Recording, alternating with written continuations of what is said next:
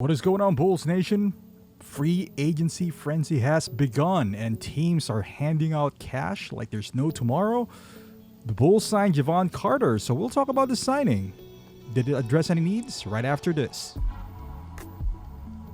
Get the lowdown on one of the most iconic basketball teams in the world.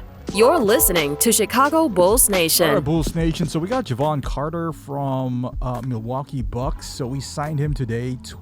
They said 3 years, 20 mil. Chris Haynes said it's 19. It's 1 million, so who cares? It's around 6.7 a year. I like Jevon Carter. He's a local guy from Chicago. Still young, 27 years old. By the time his contract is up, he's going to be 30. He's still pretty young. Very team-friendly salary. So I do like the signing. He's a three-point shooter. He got like a 42% on three-point area. He's not a volume shooter because he mostly comes off the bench, or he doesn't get a lot of minutes. But he still attempts 4 3-pointers a game. So that's a pretty decent sample size, to have 42%. So that addressed kind of like the shooting. The playmaking is not there. Jevon Carter is not known for his playmaking, although they call him the Bulldog because he is pretty good defensively.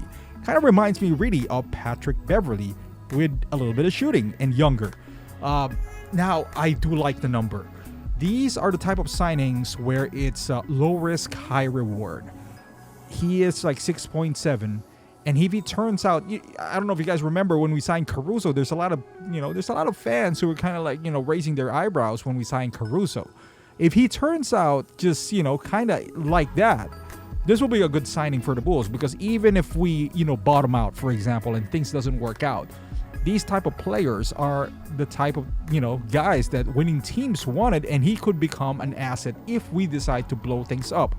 His contract is friendly enough that if there's a contending team who's looking for something, like a spark plug off the bench, a defensive guy, somebody's going to hound the opposing point guard, if he turns out anything close to what he is in Milwaukee, but with more minutes, we'll be all right, because of how much we paid for the guy.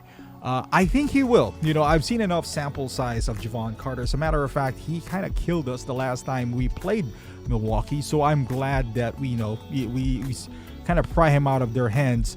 Now, does that mean he's going to be the starting point guard? I don't know. I think we still should go to Kobe, because you're not going to pay Kobe like 13, 14, I think it's 13 million a year, or 11 depending on how you look at it. Some reports are saying he gets 33, some reports are 40, maybe it's incentives and whatnot, but let's just put him at 13. You don't put him at a 13 to put him on the bench, right? You just, you start him. I think he showed enough this past season. Now, if things doesn't work out, then maybe you can pull him, put Jevon Carter in there, make him like a combo guard. Now, I'm interested in what's going to happen to Ayo, because how many guards do we have on our lineup? Now we got Zach, Jevon, Kobe, Alex, Caruso. I guess Caruso can play the 3 or whatever, but still, we still need size. We still need more shooting. Ideally, we need another power forward to relieve Patrick Williams, somebody with a big body, so they can compete with the taller power forwards out there. I don't know how we're gonna address that. I think we only have like 6 million left with like four slots to fill in. So if we are trying to avoid the luxury tax, then yeah, that's gonna be a tough one right there. Unless we are, we're still gonna go to the luxury tax, but if we declare Lonzo, with the even if we take the he's not gonna be able to play for the year, we'll get half of his salary. We'll see how we're gonna play out. But as far as the signing, I'm pretty happy with it. Low cost, like I said, low risk, high reward. I like what I see from Jevon. This is more of it's like a Chicago type of guy. Blue collar defense, provide you some offense. Actually, he could. Like, he scored 36 in this game that we're watching right now. So I like the signing.